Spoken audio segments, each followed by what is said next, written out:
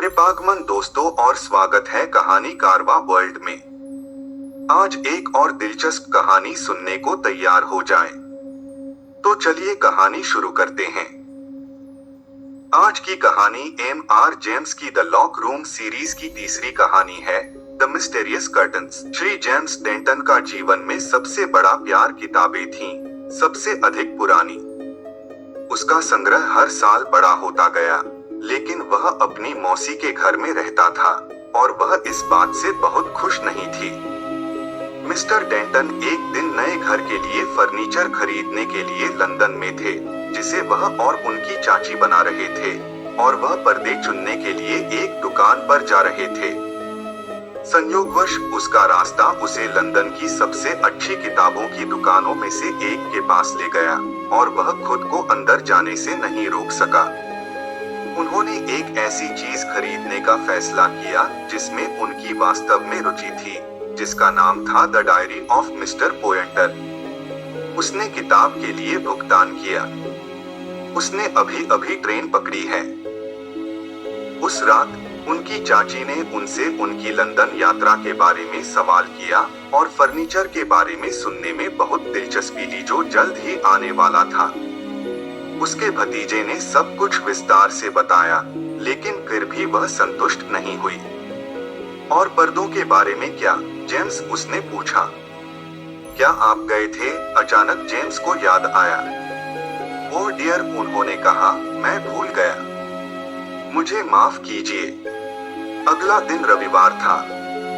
Church के बाद James और उसकी चाची लिविंग रूम में एक साथ बैठे। क्या यह वही पुरानी किताब है जिसके कारण तुम मेरे पर्दे भूल गए? उसकी चाची ने उसे उठाते हुए पूछा। ठीक है, यह बहुत अच्छा नहीं लगता। मिस्टर पोयंटर की डायरी।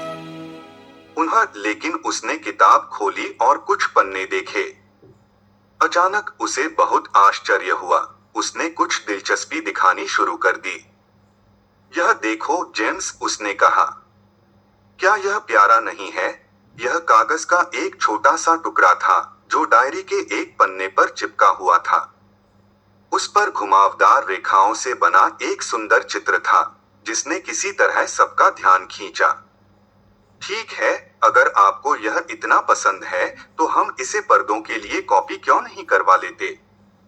उसकी चाची सहमत हो गई और अगले ही दिन जेम्स कागज के टुकड़े को नजदीकी शहर की एक कंपनी में ले गया, जो इसकी नकल करने और इससे पर्दे बनाने के लिए सहमत हो गई। लगभग एक महीने बाद जेम्स को काम का निरीक्षण करने के लिए बुलाया गया और वह परिणाम से बेहद प्रसन्न हुआ। क्या यह कठिन काम था? उसने मैनेजर से पूछा।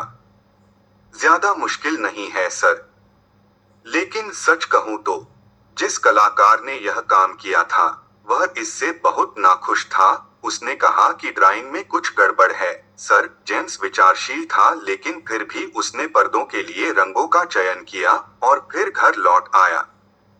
कुछ हफ्ते बाद पर्दे तैयार हो गए और एक आदमी उन्हें नए घर के कई कमरों में टांगने आया, जिनमें से एक जेम्स का शयन कक्ष था। उस रात उसने पाया कि वह उन्हें देखना बंद नहीं कर सका, और हालांकि वह एक शांत रात थी, उसे लगभग यकीन था कि पर्दे हिल रहे थे और कोई उनके पीछे से उसे देख रहा था। उसने खुद से कहा कि यह असंभव है और इतना नहीं सोचना चाहिए। उन्होंने खुद को समझाया कि यह प्रभाव पर्दों पर घुमावदार रेखाओं के कारण हुआ था, जो बिल्कुल लंबे घुंघराले काले बालों की तरह दिखते थे। अगले दिन जेम्स का एक दोस्त रहने आया और रात के खाने के बाद वे देर तक बैठे, बातें करते और हंसते रहे। आखिरकार उन्होंने बिस्तर पर जाने का फैसला किया और जेम्स ने अपने दोस्त को अतिथि कक्ष दिखाया, जो उसके कमरे के ठीक बगल में था। हालांकि जेम्स तुरंत बिस्तर पर नहीं जाना चाहता था और अपने कमरे में आग के पास कुर्सी पर बैठकर पढ़ रहा था। वह कुछ मिनट के लिए सो गया। जब वह जागा तो उसे एहसास हुआ कि उसके साथ कमरे में कुछ है। अपना हाथ बाहर निकालते हुए उसे बालों में कुछ ढका हुआ महसूस हुआ और उसने सोचा कि यह उसका कुत्ता है, जो हमेशा हर जगह उसका पीछा करता है। तुम यहाँ अंदर कैसे आए? मुझे लगा कि मैंने तुम्हें नीचे छोड़ दिया है, उसने नीचे देखते हुए कहा। वह यह देखकर भयभीत हो गया कि यह उसका छोटा कुत्ता नहीं, बल्कि लगभग इंसान जैसा कुछ था। वह उछला और चिल्लाया। चीज का चेहरा उसकी ओर आया। न आंखें, न नाक, न मुंह, केवल बाल। वह फिर से चिल्लाया और दरवाजे की ओर भागा, लेकिन इतना डरा हुआ था कि वह दरवाजा नहीं खोल सका। उसने महसूस किया कि वह चीज उसकी पीठ को छू गई और उसकी शर्ट को फाड़ने लगी।